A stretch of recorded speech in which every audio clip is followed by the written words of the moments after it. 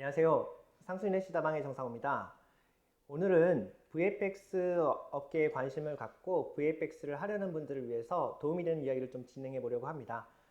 지금부터 해드릴 이야기는 사실 저 혼자만의 이야기는 아니고요. 해외 아티스트들도 많이 해왔던 이야기들입니다. 그래서 그것들을 좀 정리를 하고 제 경험에 비춰서 이야기를 좀 전해드리도록 하겠습니다. 우선은 첫 번째로 그 VFX 업계에 이제 몸을 담기 이전에 정확하게 이 VFX라는 게 무엇인지 어떤 일을 하는 건지를 조금 명확하게 알고 시작하셨으면 좋겠어요. 막연하게 그 극장에서 내가 좋아하는 영화에 나오는 정말 훌륭한 특수효과를 보고 나도 한번 해봐야겠다라고 생각을 하고 접근하시면 굉장히 어떻게 보면 힘들 수도 있습니다. 사실 업계가 굉장히 심플하지가 않아요. 그리고 공부해야 될 것도 굉장히 많기 때문에 다시 한 번만 정확하게 막연한 게 아니라 정확하게 내가 몸 담으려고 하는 VFX 업계에서 해야 될 일, 그리고 업계의 상황, 그리고 앞으로 그 미래에 대한 전망, 뭐 이런 것들을 미리 조금 더 체크를 하고 시작을 하셨으면 좋겠습니다. 그냥 그 비주얼적으로 보는 게 좋은 걸 수도 있습니다. 보는 것만 좋은 걸 수도 있고, 내가 그 몸 담아서 그걸 제작하는 건 조금 다른 일이 될 수가 있으니까 꼭 시작하기 전에 다시 한번 VFX 업계에서 무엇을 정확하게 하는 건지, 그리고 또 어떤 걸 공부해야 되고 하는지를 좀 명확하게 이해를 하고 들어오셨으면 좋겠어요. 그리고 이제 두 번째로 업계에 들어오시게 되면 사실 업계가 되게 체계적이라고 생각할 수 있는데 업계는 정말 그 되게 체계적이지도 아직 않고요. 항상 그 케이스 바이 케이스로, 그러니까 내가 하게 될 작업에 따라서 항상 상황이 바뀌게 됩니다. 그러다 보니까 뭐 정말 그 수학 문제집 풀 때 뒤에 답안지가 있는 것처럼 제작 공정인데 이런 것들이 뒤에 답안지가 딱 있어서 이런 거 제작할 때 이렇게 하면 되는구나 라는 답안지가 있어서 그걸 참고만 하면 제작이 되면 정말 좋겠지만 사실은 그렇게 쉬운 문제가 아닙니다. 기술이 발전이 돼서 많이 이제 수월해지기도 했지만 아직까지도 넘어야 될 산들이 굉장히 많고요. 사실 VFX 업계는 정말 똑똑한 인재들이 모여서 우리가 그동안 만들어 본 적 없는 이러한 것들을 어떤 방식으로 만들어야 가장 효율적으로 고퀄리티로 제작할 수 있는지에 대한 고민을 하는 거라고 보셔도 될 것 같아요. 그래서 그런 우수한 사람들이 모이고 그런 우수한 사람들을 또 컨트롤해서 그 시간 안에 효율적으로 화려한 그 VFX를 제작하는 것 자체가 굉장히 중요한 요소라고 생각을 하시면 될 것 같아요. 그래서 이제 두 번째로는 앞서 말씀드린 것처럼 업계가 되게 복잡하고 일하는 방식이든 이런 워크플로우든 모든 것들이 되게 복잡하기 때문에 업계에 들어오시면 중요한 능력치 중에 하나가 문제 해결 능력입니다. 답안지가 없다고 말씀을 드렸는데 정말 답안지가 없어요. 물론 기본적인 가이드라인이 있습니다. 어떻게 제작을 하고 어떻게 다음 파트에, 그러니까 모델링을 하고 쉐이딩을 하고 애니메이션을 하고 리깅을 하고 뭐 이런 것들에 관련된 연결고리들은 어느 정도 가이드라인이 있지만 회사마다 다 다릅니다. 다르게 접근을 하고 있고요. 비슷하지만 다 다르게 접근을 하고 있습니다. 그 이유는 회사마다 일을 하고 있는 분들의 성격도 다르고요. 작업 방식도 다르고 아이디어도 다르기 때문에 조금씩은 다 다르게 접근을 하고 있습니다. 그래서 그런 상황에 맞춰서 어떻게든 문제를 해결하고 문제를 해결해야지만 또 다음 내가 맡고 있는 프로젝트를 완수할 수 있기 때문에 정말 문제 해결 능력이 어느 영역보다도 정말 중요하다고 보시면 될 것 같아요. 그리고 이제 세 번째로 문제 해결 능력이 필요하다는 건 사실 지금 계속 단계적으로 말씀을 드리고 있는데 문제 해결 능력을 갖추려면 계속 학습할 수 있는 능력을 가지고 계셔야 됩니다. 그러니까 처음 VFX를 시작하기 위해서 학원에서 또는 대학교에서 배웠던 지식만 가지고는 사실은 일을 쉽게 하기가 되게 어렵습니다. 회사에 들어가서 배우면 되지 회사에서도 사실은 계속 다른 솔루션을 찾고 있고 더 디벨롭을 해야 되는 상황이기 때문에 내가 들어가서 그냥 그것만 따라서 그 방식만 따라서 작업을 한다고 생각을 하시게 되면 금방 한계에 부딪히게 되십니다. 그래서 사실 VFX 업계는 스스로 학습을 할 수 있는 능력을 갖추는 것 또한 되게 중요한 포인트입니다. 문제를 해결해야 되기 때문에 이 문제를 해결하기 위한 방법을 어디선가 또 찾아야 되잖아요.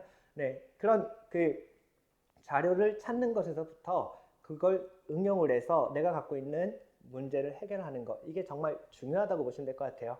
그리고 그 자료를 찾으시려면 사실 한국어에서 찾으시면 안 되고요.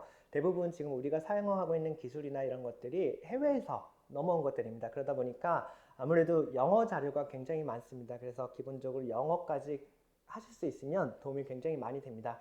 그래서 구글을 통한 서칭을 통해서 내가 겪고 있는 이 문제를 해결하기 위한 방법을 찾는 능력, 그리고 그 방법을 찾았을 때 조금 더 디테일하게 들어가서 알아야겠죠. 그래서 거기에 대한 학습 능력. 누가 계속 모든 솔루션에 대해서 가르침을 주지가 않습니다. 그래서 내가 계속 학습하고 찾고 공부하는 능력을 키우는 게 무엇보다도 중요하다고 보시면 될 것 같아요. 그 다음에 이제 네 번째인가요? 네. 효율성이라고 보시면 될 것 같아요. 같은 이야기의 연속인데요. 사실 우리가 하고 있는 그 VFX 일은 상업용이라고 보시면 돼요. 대부분 상업용 영화를 위한 작업이다 보니까 항상 단가가 정해져 있고요. 제작 시간이 정해져 있습니다. 그리고 퀄리티도 항상 어느 정도 조율을 하고 들어가게 되죠. 그래서 이 세 가지를 맞춰주는 게 무엇보다 중요합니다. 그러니까 효율적으로 작업을 하지 못하게 되면 기간은 항상 정해져 있기 때문에 그 기간 안에 완성을 해야 되기 때문에 야근 또는 업무량이 많아질 수밖에 없습니다. 그리고 또 그 업무량만 많아지면 좋겠지만 그 업무량이 많아지는 것 대비 이제 외주도 추가가 될 수 있고요. 그렇게 효율적이지 않게 공정이 계속 연속성을 가져가다 보면 그 예산을 오버하게 됩니다. 이 예산을 오버하게 되면 사실은 이 VFX 쪽에서는 적자를 의미하거든요. 그래서 어떻게 되든 그 시간 안에 그 퀄리티를 맞춰서 만들기만 하는 게 중요한 게 아니라요. 가급적 효율적으로 적은 시간을 투자하고 체계적으로 제작을 해서 효율적으로 그 시간 안에 퀄리티를 맞춰서 납품하는 게 무엇보다도 중요한 업계라고 보시면 될 것 같아요. 사실 그 효율적으로 한다고 하는 건 사실 나 혼자만의 힘으로 되는 건 아니고요. 주변에 같이 일하는 좋은 분들, 좋은 동료분들과 협업을 해야지만 가능한 일입니다. 아마 처음에 말씀드렸던 것처럼 정말 똑똑한 분들이 모여서 같이 같은 분야, 그러니까 전문 분야에 서로 다른 분들이 모여서 서로 가지고 있는 지식을 토대로 의견을 내고 서로 조율을 하고 협업을 하는 게 무엇보다도 중요하다고 보시면 될 것 같아요. 그래서 효율성이 가속화되려면 그런 협업 또한 체계적으로 잘 갖춰져야 되고요. 그리고 아무래도 기술과 항상 이렇게 엮여 있다 보니까 똑같은 얘기지만 계속 지속적인 그 R&D를 해야 됩니다. 정말 실제로 아트워크에 포커스를 맞춘 파트를 제외한 대부분의 부분은 그 예전 토이스토리 1이 만들었을 때와 지금 사용하고 있는 기술이 많이 달라졌다고 보셔도 될 것 같아요. 실제로 그 픽사가 사용하고 있는 렌더맨이란 렌더러도요. 그때 초창기 버전과 지금의 렌더맨은 솔직히 다르다고 보셔도 될 정도로 굉장히 비약적인 발전을 했습니다. 또한 최근에 VFX 업계가 항상 같은 워크플로우로 접근을 하고 있을 수 있겠지만 지금까지는 비슷하게 접근을 해왔는데 사실 지금 프로젝트들이 점점 규모가 커지고 있고 퀄리티도 되게 좋게 만들어야 되는 상황이 왔습니다. 관객들의 눈높이도 올라갔기 때문에요.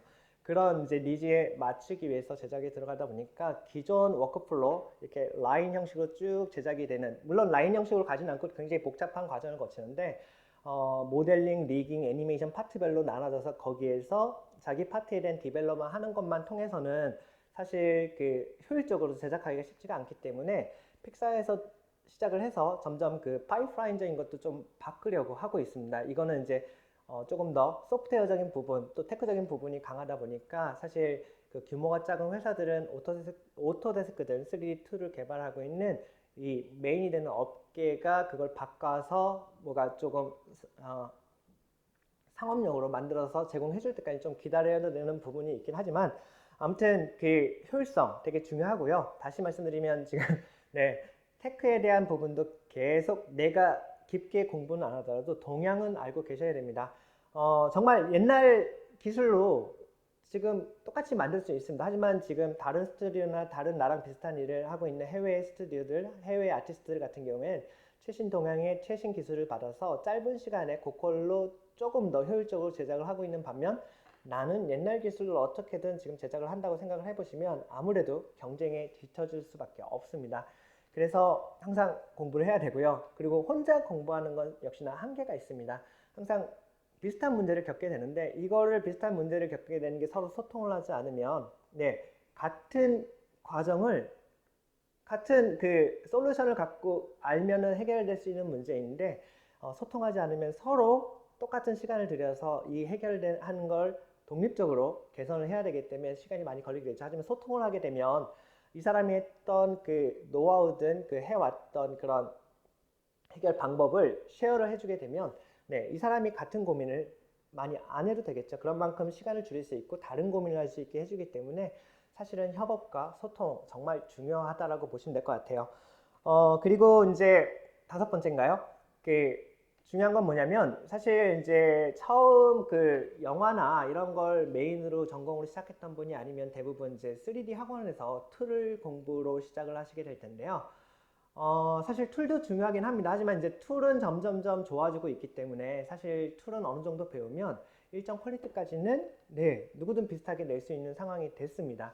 그래서 무엇보다도 지금 더 중요한 건 뭐냐면 소프트 스킬이라고 해서 색의 배합, 그리고 컴포지션, 그리고 빛 근본적인 빛의 원리, 그리고 카메라, 뭐 연출, 기획 이런 부분들이 조금 더 중요한 시대가 되고 있습니다. 그러니까 컨셉 아트, 남들이 하지 못하는 컨셉을 하거나, 그러니까 누구나 할 수 있는 반복적인 일을 내가 3D 툴을 가지고 직업으로서 일을 하고 있으면 사실 경쟁력이 점점점 떨어질 수밖에 없습니다. 사실 그 한국 같은 경우에 임금이 동남아시아나 이런 것에 비해서는 굉장히 비싼데요. 동남아시아도 요즘 IT 붐이 일어서 3D를 하려고 하는 젊은 층들도 많고요. 이미 거기에도 스튜디오들이 꽤 많이 생기고 있는 상황입니다. 그렇게 했을 때 그 동남아시아의 월급과 한국의 월급은 굉장히 테이블이 차이가 많이 나는데 똑같은 일을 한다고 생각을 하시면 사실 경쟁력이 생길 수가 없습니다.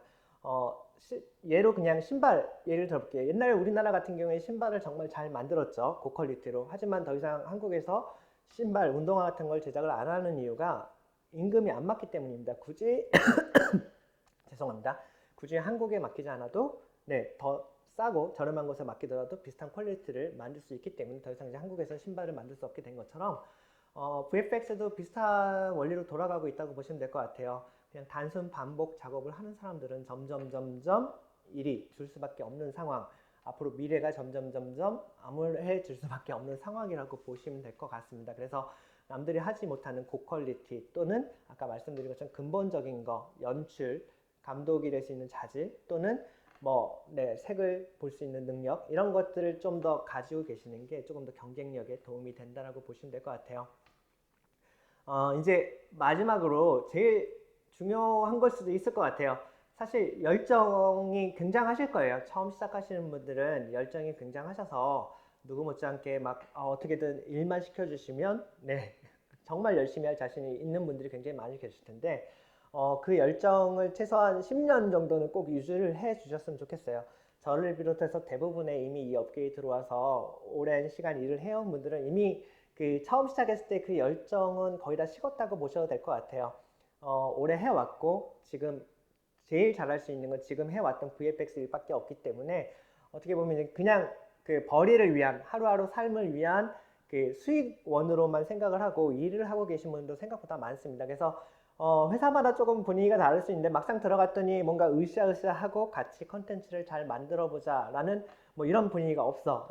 네, 충분히 그럴 수 있습니다. 너무 아까 말씀드린 것처럼 업계가 네, 그 항상 정답지가 있는 게 아니라 항상 방법을 찾아야 되고 항상 여러 가지 문제에 봉착하게 되고 이런 것들에 계속 부딪히다 보면 너무 스트레스를 많이 받고 하다 보면 콘텐츠 만드는 것보다 어떻게든 또 한 번에 그 쓰나미가 온 걸 헤쳐나가서 살아나자 이런 식으로밖에 이제 생각을 못하게 될 수가 있기 때문에 처음 이제 VFX 업계에 들어오시게 되면 회사에 가시던 그 열정적인 모습을 계속 보여주시면 되게 좋을 것 같습니다. 그게 이제 본인들뿐만 아니라 회사 또는 같이 일하는 그 선배 분들한테까지도 좋은 영향을 주고 업계에 전반적으로 딱 더 좋은 영향을 줄 수밖에 없기 때문에 그 열정은 꼭 잊지 않고 계속 가지고 계셨으면 좋겠습니다. 아무튼 좀 두서없게 진행이 된 것 같은데 중요한 건 생각보다 어렵습니다. 너무 그 학원에서 틀만 배운 지식만 가지고 쉽게 생각하지 않으셨으면 좋겠고요. 그 학원에서 배운 그 지식은 사실은 정말 그냥 3D란 툴을 다루기 위한 네, 지식만 딱 갖추신 거라고 보시면 돼요. 거기에 대한 응용이든 뭐든 기본적으로 더 공부해야 할 것들이 굉장히 많습니다. 아까 잠깐 말씀드렸던 컴포지션을부터 해서 카메라, 그리고 라이트 등등 여러 가지 더 중요한 것들은 사실은 학원에서 다뤄주지 못합니다. 네, 비용도 있고요, 시간도 있기 때문에 대부분 툴 교육 위주 또는 취업을 위한 교육 커리큘럼으로 해서 짜져 있기 때문에 그 이후에 개인적으로 스스로 계속 똑같은 말씀을 드리고 있는 것 같은데, 네, 개인적으로 계속 스스로 학습하고 나아갈 수 있는 힘을 꼭 키워주시고요. 그리고 절대 혼자 하지 말아주세요. 그 좋은 동료분들과 좋은 사람들과 함께 스터디를 같이 하시고요. 같이 뭔가 컨텐츠를 제작하는 방식으로 좀 접근을 하시면 도움이 많이 될 것 같습니다. 아무튼 지금까지 시청해 주셔서 정말 감사하고요. 다음에 또 더 좋은 이야기를 가지고 네, 찾아뵙겠습니다. 감사합니다.